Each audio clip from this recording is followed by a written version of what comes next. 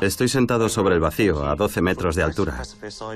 He confiado en los ingenieros del Trinity College. Estoy aquí porque esto es una metáfora de nuestra situación actual. Estamos al borde de un precipicio. Si no reaccionamos, ahí es donde acabaremos. El cambio climático se está acelerando y los científicos buscan una solución para frenarlo. Algunos proponen combatirlo cambiando nuestra forma de producir y de consumir. Otros sugieren intervenir directamente en el clima. Los críticos dicen que eso es un parche. Ignora nuestra forma de vida, que produce niveles elevados de gases de efecto invernadero.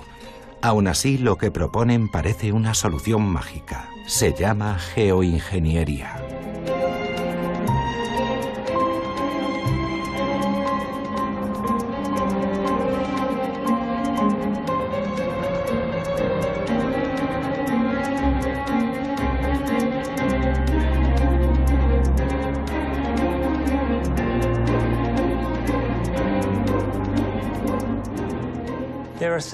Se han propuesto unas 40 tecnologías, aunque solo 6 u 8 están siendo investigadas en profundidad. Algunas de esas propuestas se basan en la extracción del carbono de la atmósfera, creando bosques artificiales, construyendo aspiradores gigantes o estimulando el crecimiento del plancton. Hay quien recomienda reducir los efectos de las radiaciones solares pintando las carreteras y los tejados de blanco o con espejos que reflejen la radiación y la devuelvan al espacio.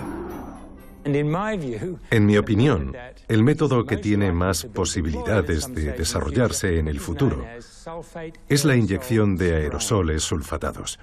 Sería como instalar una especie de filtro solar o de sombrilla alrededor de la Tierra para enfriar el planeta. Para mí, la geoingeniería es un conjunto de técnicas que pueden ayudarnos a adaptarnos y hacer frente al cambio climático, incluso para impedir que se produzca ese cambio o para contrarrestarlo de una forma u otra. La geoingeniería es una intervención deliberada a escala planetaria. Es importante que sea una acción intencionada y que sea a gran escala. Por lo tanto, la jardinería no sería geoingeniería porque solo se realiza a la escala de tu jardín. Proponían 3 posibles soluciones. La primera es cambiar nuestro comportamiento, la segunda adaptarnos y la tercera intervenir. Lo que me preocupa de la segunda, la adaptación, es que la población que tiene menos responsabilidad en el cambio climático es la más vulnerable y la menos capaz de adaptarse rápidamente a él. Reducir las emisiones es lo mejor, pero cada vez emitimos más dióxido de carbono. Esa podría ser la respuesta. Pero tras 4 décadas de informes cada vez más alarmantes de los expertos del Grupo Intergubernamental sobre el Cambio Climático de Naciones Unidas, el mundo está lejos de reducirlas. Se han reunido en 21 ocasiones sin llegar a ningún acuerdo. La voluntad política nunca será más fuerte. Esta es nuestra oportunidad. Si fallamos hoy, pasarán años antes de que tengamos una ocasión mejor. Hay 2 tipos de países en el mundo en lo que respecta a su política oficial en materia de cambio climático. Están los países que dicen, hablemos y no hagamos nada. Y los que dicen, no vamos a hacer nada. Y en las grandes cumbres, los del primer grupo dicen a los del segundo, venga, fingid como hacemos nosotros. Y los otros dicen, no vamos a fingir. Y los primeros insisten, por favor, seguidnos el juego, nadie va a hacer nada. Y es en ese punto donde está ahora la política sobre el cambio climático. Es un tema muy abstracto. Si 5 o 10 de los países más importantes del mundo de verdad se comprometieran a reducir sus emisiones de gases de efecto invernadero, podrían imponer un acuerdo al resto. Pero no lo hacen. No están tan comprometidos. El cambio climático está ante una encrucijada. Por un lado, el fracaso político y por el otro, un escenario apocalíptico. Y la Tierra sigue calentándose. Desde hace 25 años, sabemos que el hombre es el responsable del calentamiento global y que estamos acumulando problemas para las generaciones futuras. y el tiempo se agota. Puede no producirse de una forma lenta y previsible. La historia de la Tierra nos enseña que el cambio climático puede suceder inesperadamente, cambiando a un nuevo estado en unas pocas décadas o incluso en escasos años. Descubrimientos recientes han disparado el temor a una brusca aceleración del cambio climático. En julio de 2014, los pilotos del helicóptero de una compañía dedicada a la extracción de gas natural descubrieron un misterioso cráter en mitad de una península siberiana. La población local la conoce como Yamal, el fin del mundo. Un equipo de científicos rusos estudió el cráter, que tenía 30 metros de diámetro y 70 de profundidad. Poco después se descubrieron decenas de cráteres similares, y las investigaciones continuaron durante el invierno. Los investigadores creen que se produjeron por la presión acumulada en bolsas de gas metano, un gas de efecto invernadero 25 veces más peligroso que el dióxido de carbono. Su aparición demuestra que el hielo ya ha empezado a fundirse. Este tipo de emisiones de metano en la atmósfera, si no se detienen, podrían desencadenar una extinción masiva. Para los partidarios de la geoingeniería, eso demuestra la urgencia de una intervención deliberada en el clima. Incluso imaginando el mejor escenario posible, la temperatura de la Tierra va a aumentar 2 grados centígrados en las próximas décadas. Y si eso sucede, se producirán algunos eventos catastróficos. Hay que considerar la gravedad de las consecuencias y el hecho de que no tenemos un planeta B. Tal vez necesitamos un plan B.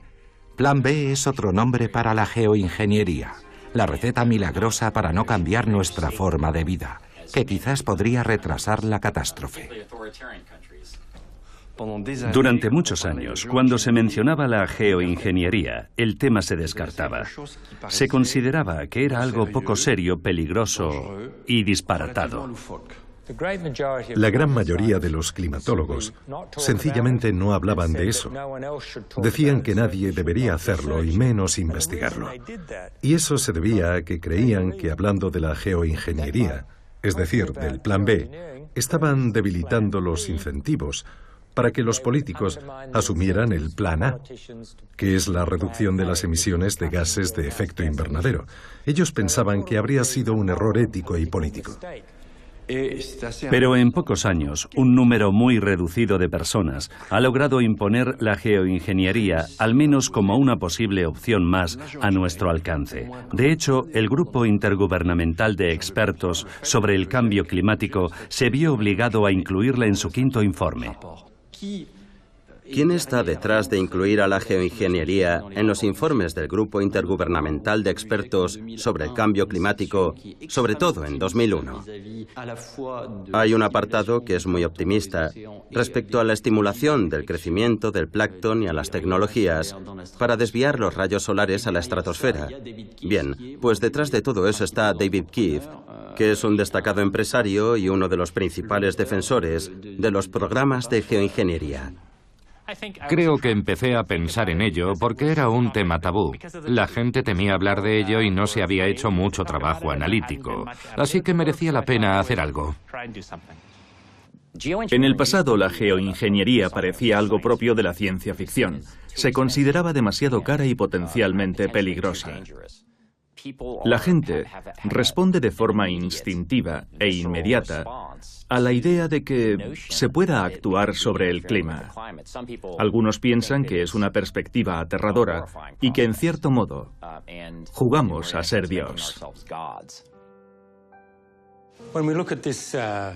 Cuando miramos este cuadro de Charles Lacoste, titulado La mano oculta, creo que es esa mano oculta de la naturaleza la que impulsa a la humanidad hacia una nueva fase de su existencia. Los pequeños afanes humanos siempre se han visto eclipsados por el mundo natural, que tiene su propio plan y que sigue su propio rumbo. Y si así lo decide, puede barrernos de la tierra como a hormigas. Los defensores de la geoingeniería creen que tienen el poder para controlar esa mano de la naturaleza y convertirla en una mano protectora. En los años 60 y 70, científicos rusos y estadounidenses hicieron pruebas bastante desastrosas para manipular el clima. Sin duda es una vieja fantasía del hombre. La geoingeniería tiene mala reputación debido a los fantasmas del pasado, en parte porque hablamos de controlar la temperatura media de la Tierra, pero también porque en el pasado se proponía modificar el mundo para acceder a los recursos de ciertas regiones. Situamos su origen a principios de los 60, cuando se concebían proyectos grandiosos y delirantes para controlar la naturaleza. Pero hay muchos comienzos, no solo uno. Dos historiadores de la ciencia han descubierto lo que durante mucho tiempo fueron secretos de Estado. Cuando terminó la Segunda Guerra Mundial, John von Neumann puso en marcha un ordenador capaz de predecir el clima. Para entender los fenómenos atmosféricos, von Neumann usó máquinas que se crearon para fabricar la bomba atómica. Von Neumann pensaba que si podía predecir la meteorología con un ordenador, también se podría conseguir el clima que quisieras. Es decir, se podría crear cambiando las variables atmosféricas. Y de ese modo, así tendrías el tiempo que desearas. De forma que si querías que lloviera, podías hacerlo. Si querías que el tiempo fuera seco, que el cielo estuviera despejado o que nevara, podías hacerlo. Sería posible cuando quisieras y donde quisieras. Y en aquella época, en el año 1946, Irving Langmuir investigaba en los laboratorios de General Electric la formación de cristales de hielo en las nubes. Les habla Vincent Schaffer. Me gustaría enseñarles algunos de nuestros experimentos. Utilizando un congelador casero como este, que tiene una temperatura de unos 17 grados bajo cero, podemos crear nubes superfrías iguales a las de la atmósfera, soplando en el interior del congelador. El aire húmedo de nuestro aliento se condensa y forma una nube en pocos segundos. Después podemos hacer varias pruebas para ver si podemos convertir esa nube superfría en nieve. Si cogemos un trozo de hielo seco y lo rayamos, haciendo caer algunos fragmentos en la nube fría, se forman estelas similares a las de los aviones en el cielo. Estas estelas contienen millones de cristales de nieve microscópicos que crecen rápidamente. Así que el ejército estadounidense se quedó fascinado con la idea de que podían tener la meteorología que quisieran y cuando quisieran, en cualquier circunstancia. Y pensaron, vaya, si hay tanques enemigos en alguna zona, podemos hacer que el suelo se enfangue para que se atasquen. Si queremos que en algún lugar no haya comida suficiente, podemos provocar una sequía y acabar con sus cosechas. Si queremos que los aviones despeguen cuando hay niebla, podemos eliminar la niebla. Para inmovilizar la aviación enemiga, podemos hacer que la niebla cubra su aeródromo. Y lo mejor de todo es que nadie podrá acusarnos de nada, porque no es como las armas nucleares que dejan radiaciones en el aire cuyo origen puede rastrearse. Esto nadie puede probarlo. Mejor que una bomba. El clima podría ser el arma definitiva, furtiva y devastadora. Solo faltaba encontrar la fórmula que permitiera hacerse con el control de las nubes. El doctor Langmuir ha anunciado que ha descubierto que las nubes con temperatura superior a 0 grados pueden, bajo determinadas condiciones, sembrarse con una pequeña cantidad de agua. Y esa reacción produciría lluvia real. Por primera vez en la historia, el hombre tiene la capacidad de ejercer cierto control sobre el clima. Probablemente sea el logro más extraordinario del año. De modo que decidieron invertir dinero en un programa llamado Proyecto Cirrus, basado en las investigaciones de Langmuir, en el que los aviones militares volaban con el objetivo de hacer agujeros en las nubes. Quizá no parezca algo muy importante. ¿Para qué querría nadie hacer agujeros en las nubes? Pero si estás pilotando un avión y necesitas aterrizar, si no puedes ver la pista, esparces yoduro de plata desde el avión para hacer un agujero en las nubes. Y así podrás ver la pista y aterrizar. ¿Por qué es tan importante este documento secreto desclasificado? En él se habla de pronósticos meteorológicos para operaciones aéreas, pero también del control de la meteorología en maniobras terrestres y aéreas. En él se recoge el interés del ejército por todas las áreas de la ciencia del medio ambiente. Y también se preguntan cómo usar el control de la meteorología como una herramienta para las operaciones militares. Esta es la historia de Camp Century. Es la base de la División de Investigación y Desarrollo del Ejército de Estados Unidos en Groenlandia. A casi 1.500 kilómetros del Polo Norte, sus ingenieros han empezado a construir un campamento bajo la cubierta glaciar. En aquella época, la opinión pública estaba poco informada sobre el cambio climático. Pero lo que los estadounidenses ignoraban era hasta qué punto preocupaba al Pentágono por sus implicaciones para la seguridad nacional. El deshielo de los polos podría afectar a la seguridad nacional, porque con veranos más largos, la producción agrícola de la Unión Soviética aumentaría y sus puertos del norte quedarían libres de hielo durante periodos más largos. ¿Y si en lugar de adaptarnos al frío, intentamos destruirlo? Hacer más cálido el norte. La humanidad ha soñado siempre con aprender a controlar el clima. Somos el único país en el que el hielo cubre la mitad de nuestro territorio. Pero ¿seremos lo bastante poderosos para lograr este objetivo sin precedentes? Fue una época optimista en la que no se veían límites a lo que podía conseguir la sociedad. Podíamos crear reactores nucleares para tener electricidad gratis. Podíamos ir a la Luna y hacer muchas cosas. Algunas posibles y otras inviables. Había quienes querían modificar el clima, querían derretir el Ártico para acceder a sus recursos. Es como si la misma naturaleza nos señalara el lugar para construir una presa que bombeara agua desde el océano Ártico, dando lugar a un potente flujo de agua del Atlántico. La corriente cálida del Golfo llegaría al Pacífico a través de la cuenca polar. De ese modo, empezaría a derretirse y pocos años después el Ártico quedaría libre de hielo. Nosotros somos perfectamente capaces de construir una presa así, dijo el ingeniero. Es muy tentador. Incluso Estados Unidos negoció durante un tiempo su participación en aquella presa soviética. Sin embargo, un climatólogo ruso, Mikhail Budiko, se opuso al proyecto, preocupado por las consecuencias medioambientales. Mientras estudiaba el proceso de deshielo, descubrió una cadena de efectos inesperados.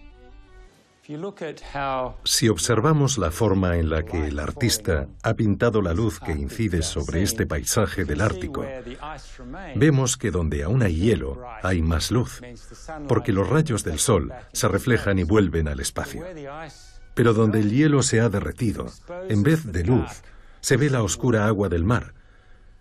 Y el agua oscura del mar absorbe la mayor parte de la radiación solar, de la luz que llega del sol. Y eso significa que el mar se calienta más rápido y que el hielo se derrite más deprisa. Ese es el principio del albedo. Un cuerpo blanco refleja al menos el 80% de la luz.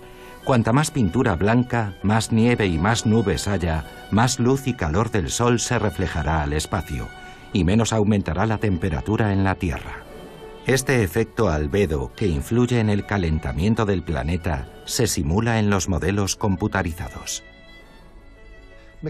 Mikhail Budiko desarrolló en los años 60 el primer modelo climático simple que demostraba que si aumentaban los gases de efecto invernadero, se derretiría la nieve y el hielo, y la Tierra se oscurecería y absorbería más radiación solar. Ese concepto de equilibrio energético básico es un elemento central de todos los modelos climáticos que han existido desde entonces. El modelo computarizado de Budiko fue el primero que permitió predecir el clima. también propuso una técnica para alterar la atmósfera terrestre. Fue el primero que propuso inyectar partículas de azufre en la estratosfera para contrarrestar las emisiones de gases de efecto invernadero. Hasta después de la Segunda Guerra Mundial, solo habíamos visitado la estratosfera en globo. Pudimos explorar la estratosfera gracias a los aviones U-2. Fue entonces cuando se descubrió que existían diferentes capas. Por eso se llama estratosfera, porque está formada por estratos. Pero el U-2 de Lockheed era fundamentalmente un avión espía capaz de sobrevolar todo el imperio soviético. El 1 de mayo de 1960, poco antes del desfile en la Plaza Roja, un U-2 fue derribado sobre la Unión Soviética y su piloto fue hecho prisionero. Washington rechazó las acusaciones de espionaje, afirmando que era un avión de investigación meteorológica. Durante más de una década, después de que empezara la Guerra Fría, a las agencias de inteligencia como la CIA, que rápidamente había creado una sección de investigación científica, les resultaba extraordinariamente difícil saber qué es lo que estaba pasando en la ciencia soviética.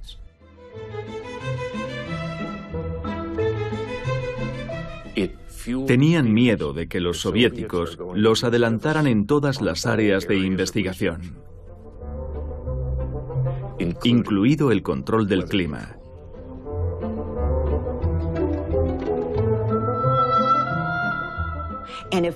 Piensan, si nos adelantan en el control del clima, serán ellos quienes controlen el mundo. Ellos no publican nada de lo que están haciendo, por tanto tiene que ser un secreto. Y si trabajan en secreto, puede que ya nos hayan adelantado. Tenemos que invertir más dinero, pero nuestro programa también tiene que ser secreto. La paranoia de la Guerra Fría llevó al Pentágono a realizar lo que denominó experimentos de guerra climática. En la práctica se reducían a poco más que intentar modificar el clima local mediante la mejora de la técnica de siembra de nubes. ¿Y cuál era la tecnología más avanzada en esta investigación estratégica nacional? Mangueras para regar el jardín compradas en ferreterías. En la Casa Blanca, al presidente Kennedy y a su equipo de asesores científicos les preocupaba que se utilizaran explosiones nucleares o misiles balísticos para cambiar la temperatura terrestre. Aunque el presidente denunció los peligros de esos experimentos, no interrumpió los programas de investigación del ejército de Estados Unidos. El presidente Lyndon Johnson se mostró interesado en continuar los programas iniciados por Kennedy, al que sucedió tras su asesinato en 1963. La nuestra es una época de cambios. Cambios rápidos y fantásticos que nos desvelan los secretos de la naturaleza y que ponen en nuestras manos nuevas armas de control y de destrucción. Lyndon Johnson pensaba que las ciencias ambientales podían rendir todo tipo de servicios al hombre. En especial le interesaba poder llevar agua a aquellas regiones que más la necesitaban. Lo veía como una herramienta diplomática, y eso fue lo que impulsó los ensayos para el control del clima en la India durante la sequía de Bihar. Un asesor animó al presidente a construir un arsenal de armas climáticas. Era tan famoso que Kubrick lo convirtió en protagonista de una de sus películas. Dr. Strangelove. Or How I Learned to Stop Worrying and Love the Bomb.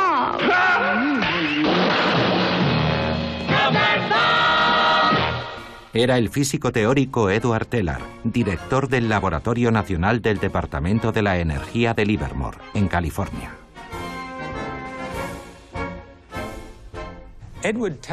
Edward Teller es un personaje muy famoso. Quizás algunos dirían que tristemente famoso del periodo de la posguerra.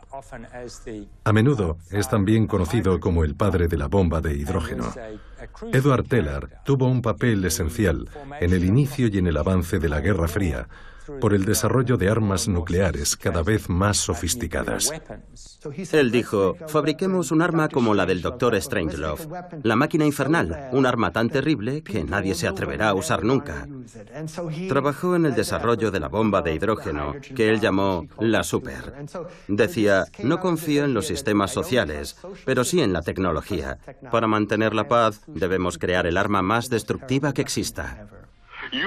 Utilicemos los explosivos nucleares, como se han usado otros explosivos de alta potencia, en beneficio del hombre. Usémoslos en las entrañas de la Tierra, utilizando la misma Tierra como recipiente, para crear nuevas sustancias químicas. Lo cierto es que esa inclinación a utilizar las capacidades creativas más oscuras del ser humano para transformar el mundo natural se ha extendido en ciertas áreas de la comunidad de la geoingeniería. Es una especie de fe fanática. Podemos utilizar nuestras capacidades creativas para desarrollar tecnologías extremadamente poderosas, con el fin de controlar y manipular la naturaleza en nuestro beneficio. Salvo que en esta ocasión estamos hablando del clima de todo el planeta. Recibí una llamada de su secretaria, a quien conocía desde hacía 10 años, y me dijo, el Dr. Teller quiere verte en 1 hora. Quiere hacerte una pregunta. Le dije, ¿y qué pregunta es esa? Y ella me contestó, le han sugerido que se podrían usar explosiones nucleares para acabar con la sequía en California. Y quiere saber si funcionaría, si los modelos climáticos pueden decirnos eso. El laboratorio de Livermore tenía ordenadores muy avanzados y Edward Teller dio libertad total a los científicos para que se concentraran en elaborar un modelo atmosférico global. Después hicieron una película animada por ordenador y la enviaron a una compañía de California para que añadieran filtros de color. Es una película en 35 milímetros que ilustraba su modelo atmosférico. Fue Edward Teller quien tuvo la idea de utilizar por primera vez las armas climáticas durante la guerra de Vietnam. El proyecto secreto, en colaboración con la Marina estadounidense, buscaba la forma de que las nubes de los monzones produjeran aún más lluvias. ¿Y para qué querían hacer eso? Bueno, si estás en Laos y quieres asegurarte de que los hombres y el material del enemigo no puedan salir de Vietnam del Norte para invadir el sur y atacar Laos, entonces querrás que esas nubes produzcan lluvias más intensas durante el monzón. El ejército estadounidense consiguió inundar el camino a Ho Chi Minh con lluvias provocadas artificialmente. La Operación Popeye, como se conocía, consiguió interrumpir las líneas de suministro y el movimiento de las tropas de los vietnamitas del norte.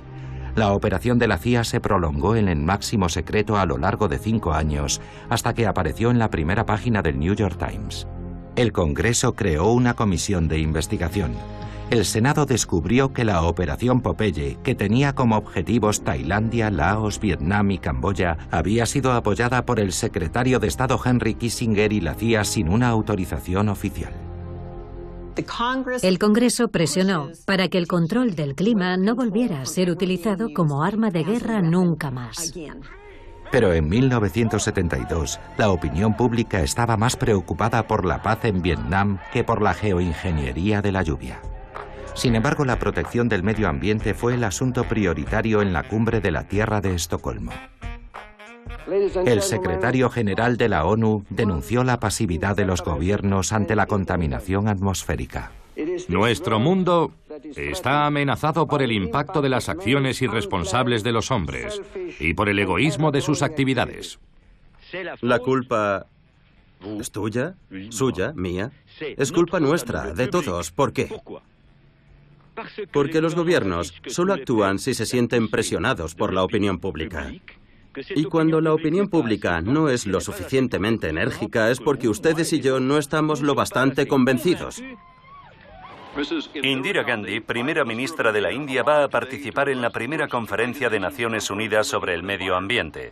Fue recibida por el secretario general de la conferencia, Maurice Strong. El hombre moderno debe restablecer el vínculo indestructible que nos une a la naturaleza y reconocer, como lo hicieron nuestros antepasados en la India hace siglos, que solo podemos coger de la tierra y de la atmósfera lo que podamos devolverles. Era la primera vez que el mundo se reunía para pedir que acabara el abuso descontrolado del medio ambiente. Ese año un grupo de científicos publicó un informe sobre las consecuencias del agotamiento de los recursos naturales del planeta. Han creado un modelo computarizado del clima para conocerlo a largo plazo y han descubierto, como se explica en el libro Los límites del crecimiento, que al ritmo actual el planeta solo podrá mantenernos unos 100 años, aunque podrían ser 50. El estudio fue dirigido por Dennis Meadows del Instituto Tecnológico de Massachusetts.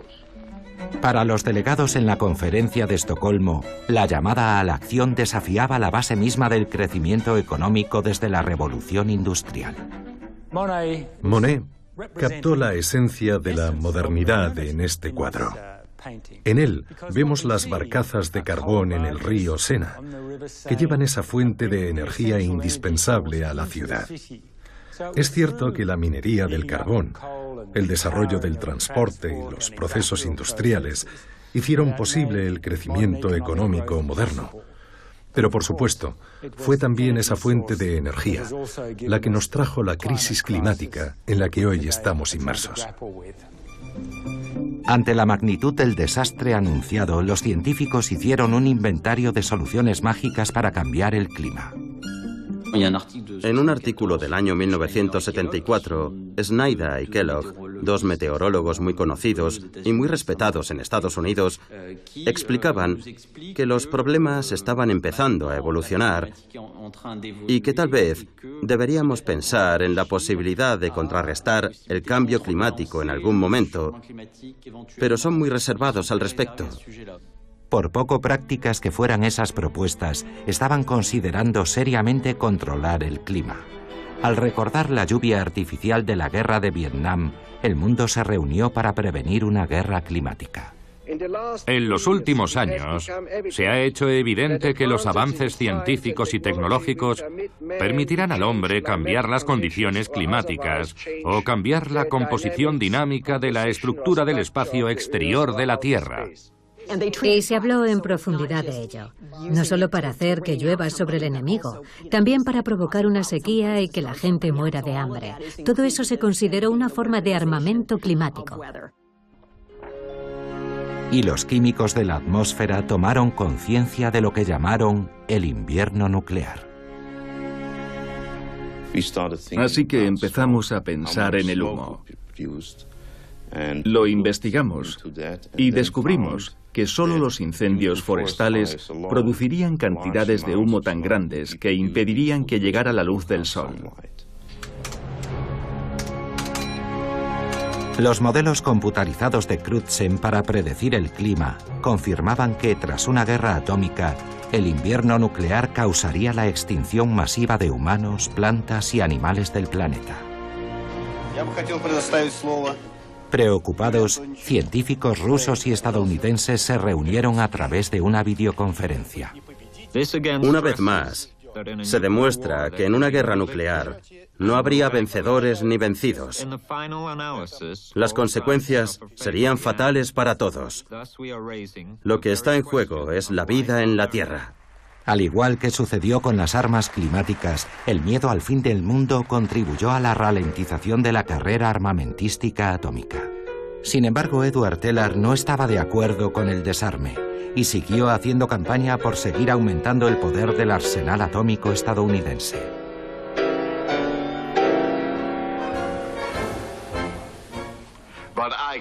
Les puedo asegurar que confío absolutamente en el láser de rayos X, cuyo principal creador acaba de unirse a mí y que está aquí, a mi izquierda.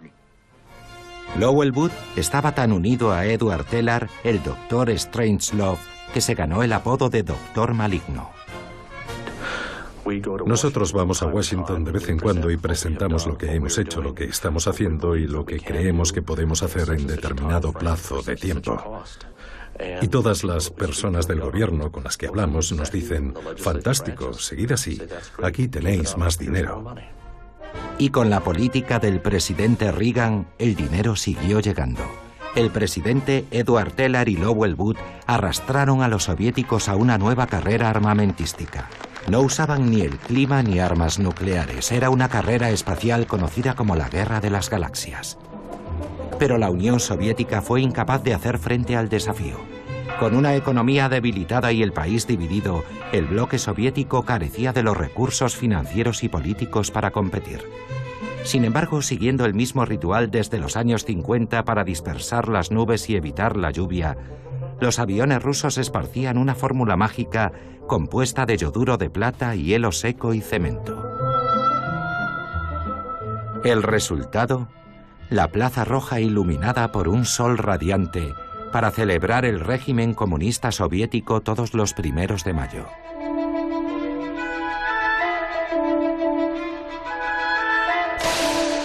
Siguiendo el modelo soviético de manipulación del clima, los chinos también sembraban nubes, pero no para disiparlas, sino para que lloviera. Entonces se hacía en la Unión Soviética, así que durante los años 50, 60 y 70 se veía como algo bueno que los seres humanos pudieran modificar el curso de la naturaleza con sus propios medios. Decíamos, el hombre decidido vencerá al cielo. Durante mucho tiempo, China intentó manipular el medio ambiente en beneficio del hombre, y eso a menudo tuvo consecuencias desastrosas. Hoy la gente está más concienciada respecto a aquellas pruebas para intervenir en la naturaleza. Nosotros defendemos la idea de adaptarnos a la naturaleza, la integración entre el cielo y el hombre. En otras palabras, nos basamos en los conocimientos del Feng Shui. Cuando exploramos nuestros recursos naturales, tenemos mucho cuidado de seguir las enseñanzas del Feng Shui. Junio de 1991. Una gran erupción volcánica modifica los datos del clima. La nube de partículas provoca el descenso de medio grado en la temperatura global durante 3 años. Aquella fue la erupción más importante del siglo XX y la mejor estudiada. Aún la seguimos usando como patrón para mejorar nuestros modelos climáticos y para intentar entender cuál fue su impacto. Pinatubo es una referencia porque tenemos mucha información. Sabemos cuánto dióxido de azufre inyectó en la estratosfera y dónde y qué pasó con ese dióxido de azufre. Para Edward Teller, aquella erupción fue un golpe de suerte. Ahora que el enemigo comunista había desaparecido, había una nueva amenaza global: el cambio climático. Una de las primeras propuestas para usar aerosoles de azufre como solución para combatir el calentamiento global fue publicada en 1997 y estaba firmada por Edward Teller y Lowell Wood. Edward Teller decía, podemos desarrollar aerosoles para enfriar el planeta y quizás otros para calentarlo. Así podremos controlar el clima y elegir la temperatura que queramos. Lowell Wood y Edward Teller presentaron sus ideas en un congreso de científicos interesados en las posibilidades de la geoingeniería. En la conferencia del Instituto para la Investigación del Cambio Climático éramos unas 30 personas. Fue ahí donde conocí a Lowell Wood. Yo estaba allí y otras personas, entre ellas David Keith, dijeron, esa idea es una locura. Nosotros le dijimos, oye, Low, no sabes lo que estás diciendo. Es cierto que podrías hacer que descienda la temperatura media de todo el planeta, pero el mundo no es solo una temperatura. Cuando volví al trabajo, elaboramos el primer modelo informático de simulación de geoingeniería solar y para nuestra sorpresa funcionaba. Publicamos un primer artículo diciendo, bueno, aunque funciona muy bien en este simulador de clima, no podemos fiarnos de los resultados porque en el mundo real podrían ser diferentes. Pero en aquel momento, aquello no le interesaba a nadie. Solo cuando Paul Crutzen empezó a hablar del tema, la gente se interesó y volvió a leer los estudios que se habían hecho antes. Paul Crutzen fue autor de la teoría del invierno nuclear. Además de Premio Nobel de Química en 1995, por sus trabajos sobre la atmósfera, en especial sobre la formación y la desaparición del ozono. Un descubrimiento que permitió el primer y único acuerdo global prohibiendo utilizar ciertos gases que destruían la capa de ozono de la atmósfera. La gente comentaba que Paul Crutzen estaba escribiendo un informe en el que decía que tal vez deberíamos considerar crear a propósito una nube, igual que hacen los volcanes, para reducir la temperatura, porque piensa que no se está haciendo ningún esfuerzo para reducirla. Yo pedí a Paul que me enviara una copia del informe. Cuando lo hizo, le mandé algunos comentarios, pero aún así lo publicó en 2006. A Paul, sus colegas científicos, le criticaron con mucha dureza y severidad por haber roto el silencio en torno a la geoingeniería. Y tras aquella intervención, vimos un rápido aumento de los artículos científicos publicados sobre las diferentes formas de geoingeniería. El artículo de Paul es fantástico, pero en él no decía nada nuevo.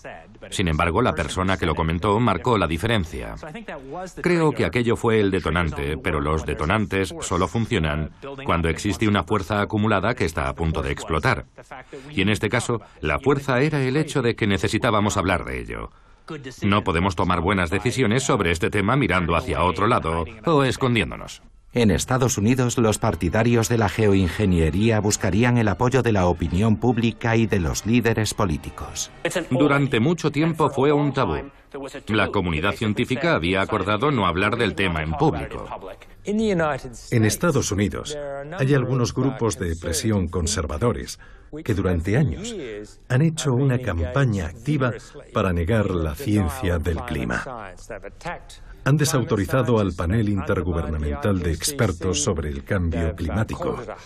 Lo han calificado de engaño, de estafa, y se han opuesto a las medidas aprobadas en Estados Unidos para reducir las emisiones de gas de efecto invernadero e incentivar las energías renovables.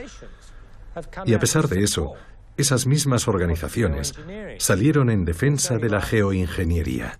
Y la pregunta es, ¿cómo pueden apoyar la solución a un problema que según ellos no existe? En el seno de los grupos conservadores, como nosotros, en el Instituto Hudson o en el Instituto de Empresa Americano, hay mucha gente, aunque no todos, pero sí muchos, que piensan que el cambio climático no representa una amenaza real. Puede que los representantes del Partido Republicano no estén dispuestos a asumir el coste económico, que ellos consideran enorme, de reducir las emisiones de gas de efecto invernadero. De hecho, eso supondría la transformación de toda la economía mundial. A menudo los republicanos son unos apasionados de la tecnología más sofisticada. Es posible que piensen: un momento, hay una solución tecnológica para eso. Yo creo que el control de la radiación solar es más fácil de llevar a cabo políticamente que el control de los gases de efecto invernadero.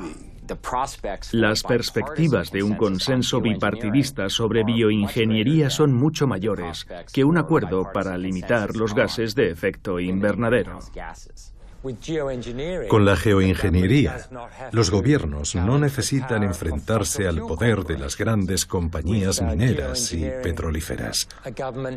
No tendrán que poner impuestos a la gasolina ni a la electricidad. Con la geoingeniería, los gobiernos no tendrán que pedir a los consumidores que cambien su forma de vida. Como se puede ver, tiene un tremendo atractivo político. Pero parece que hacer realidad esos proyectos es difícil. En ocasiones hay quien intenta detener hasta los experimentos más simples de geoingeniería. Algo absurdo, la verdad. Como sucedió con los experimentos de Inglaterra, que solo consistían en pulverizar un poco de agua. 3 universidades colaboraban en un proyecto llamado SPICE, inyección de partículas estratosféricas para la modificación climática. Investigaban la mejor forma de esparcir partículas en la atmósfera. En mi opinión, la forma más sencilla de difundir las partículas es usando una manguera. Mire, este es el sistema que me interesa. Pero hay muchos problemas. Este globo tiene que ser muy grande, porque la manguera debe ser muy fuerte, ya que la distancia es muy grande.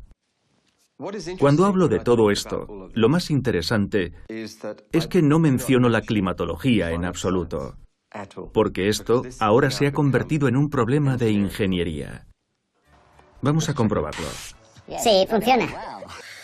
Pero no todos lo ven como un problema de ingeniería. El 26 de septiembre de 2011, 50 organizaciones internacionales exigieron la prohibición de los experimentos del proyecto SPICE. Hugh Hunt nos muestra con un modelo a escala reducida lo que quería probar: enviar agua a través de mangueras. Pero para algunos, eso estaba demasiado cerca de la geoingeniería. Hoy resulta extraño pensar lo ingenuos que fuimos, porque, por supuesto, todo el mundo observaba lo que estábamos haciendo y pensaban que era un experimento de geoingeniería al aire libre. Creo que el gobierno británico cometió un error financiándolo como el primer experimento público sobre geoingeniería. Algo cuyo único objetivo no era analizar los riesgos ni conocer su eficacia, sino hallar la manera de hacerlo al menor precio. En la Universidad de Harvard, David Keith y su equipo diseñaron un globo para diseminar micropartículas a una altura de 22.000 metros. La perturbación sería muy pequeña. Usaríamos unos 100 gramos de azufre, es decir, lo mismo que emite un avión comercial durante un minuto de vuelo. Mucha gente se opondrá a este experimento, pero los riesgos objetivos son mínimos a esa escala. Aún así, será la primera vez que se haga un experimento de manipulación deliberada como este en la estratosfera. Parte del dinero procede de la fundación de Bill Gates y el resto de otras startups. Pero no podremos hacerlo, a menos que esté financiado principalmente por una agencia de investigación científica estatal. Es complicado probar estas ideas en el mundo real. Los científicos solo disponen de los modelos climáticos informáticos. La mayoría de los científicos tienen un laboratorio, utilizan tubos de ensayo o disponen de grandes aceleradores de partículas. Nuestro laboratorio es el mundo. No podemos hacer experimentos en el mundo real, solo tenemos un planeta. Para simular la geoingeniería, miren, aquí mantenemos constante la temperatura, reduciendo la luz solar para contrarrestar los efectos del aumento de dióxido de carbono. 50 años después queremos que el Sol vuelva a ser lo que era, pero se produce este calentamiento a un ritmo mucho más rápido. Todo indica que la eficacia de la geoingeniería sería solo temporal y que su interrupción podría causar un calentamiento tan rápido que impediría cualquier adaptación. Para evitarlo, la Tierra debería estar rodeada por una nube perpetua. Pero incluso así habría consecuencias. Una disminución de las precipitaciones aquí, lluvias torrenciales allí o riesgo de sequía. Un escenario catastrófico que recuerda a una de las erupciones volcánicas más violentas de la historia. Una de mis historias favoritas es lo que pasó tras la erupción del volcán Tambora en Indonesia en el año 1815. Unos meses después de la erupción, los efectos empezaron a notarse en el clima de Europa, al otro extremo de la Tierra. La erupción más grande en los últimos 10.000 años cambió el rumbo de la historia. La lluvia y el barro en el campo de batalla de Waterloo impidieron a los franceses mover sus cañones, lo cual contribuyó a la derrota de Napoleón. Y en Asia, la desaparición del monzón provocó hambrunas y epidemias que causaron 100.000 muertes. La bajada de las temperaturas abrió un paso temporal en el hielo del extremo norte que permitió hacer exploraciones impensables hasta entonces.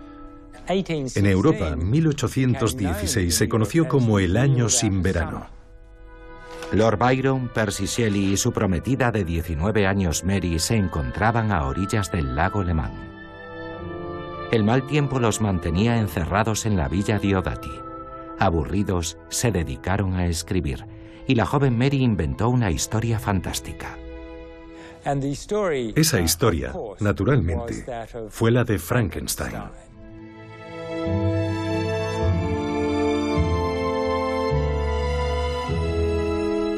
Y cuando su monstruo cobra vida, él descubre que no lo puede controlar.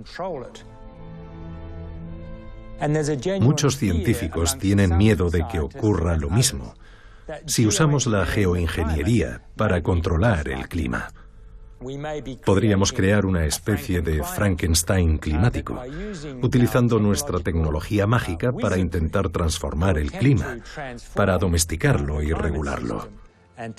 Y esa podría ser la peor locura que haya cometido nunca la humanidad. Los científicos se preguntan qué país será el primero en usar la geoingeniería. Y miran a China, ahora el primer contaminante del mundo, pero también uno de los países más afectados por el cambio climático.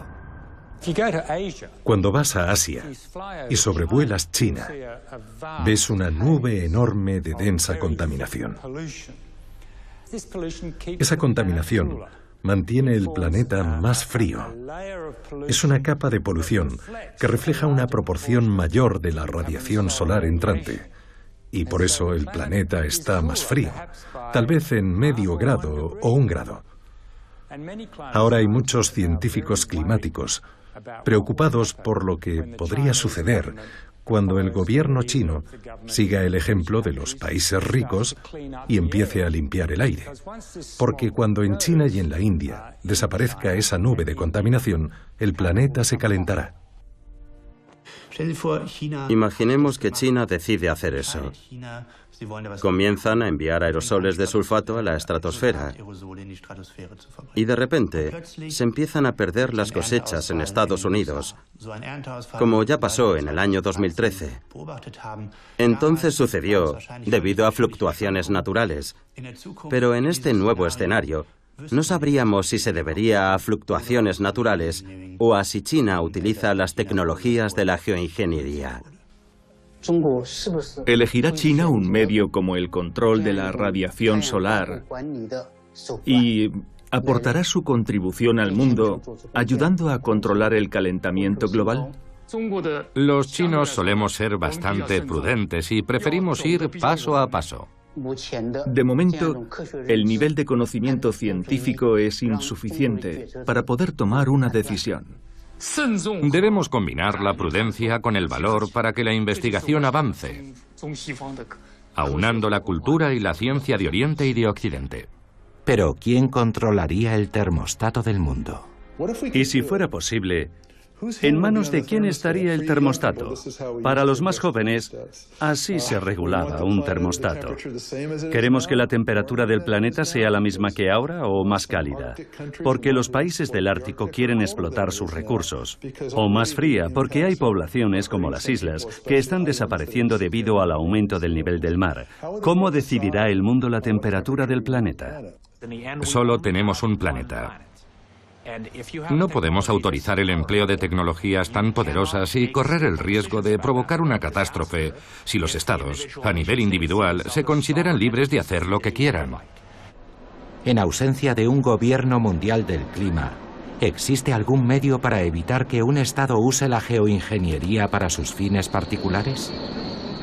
Mucha gente dice, necesitamos una ley. Pero de hecho hay muchas normas en vigor. Si leemos nuestras políticas medioambientales, muchos países disponen de procedimientos para evaluar el impacto medioambiental y han puesto en marcha medidas para proteger el medio ambiente y la salud humana. Todas ellas son reglas que podemos usar. Puede que no haya leyes específicas a nivel internacional, pero sí tenemos bastante legislación, en particular en la Unión Europea, que nos ayudará a abordar este problema. ¿Qué pasaría si una gran empresa de geoingeniería controlara la geoingeniería? Llamémosla BP Geoingeniería o Exxon Geoingeniería. ¿Qué intereses defendería? ¿Los del planeta o los de su empresa? Nos lo podemos imaginar. Oh, no podemos parar, muchos empleos peligran. O presionarían a los responsables políticos de todo el mundo para continuar. Lo que me preocupa es que se produciría un cambio inmediato en la opinión pública. Estamos acostumbrados a buscar soluciones rápidas. Tenemos la información al alcance de la mano. La gente diría, resolvámoslo ya, hagamos algo agresivo y drástico. ¿Podría suceder que la aparición de proyectos de geoingeniería creara una mayor conciencia global sobre los peligros del cambio climático? ¿Podemos esperar que se implanten políticas específicas para adaptarnos a una catástrofe que ya ha comenzado? ¿O la geoingeniería hará que nos resignemos a vivir bajo cielos eternamente nublados, convirtiendo la joya azul de la Tierra en mármol gris y blanco?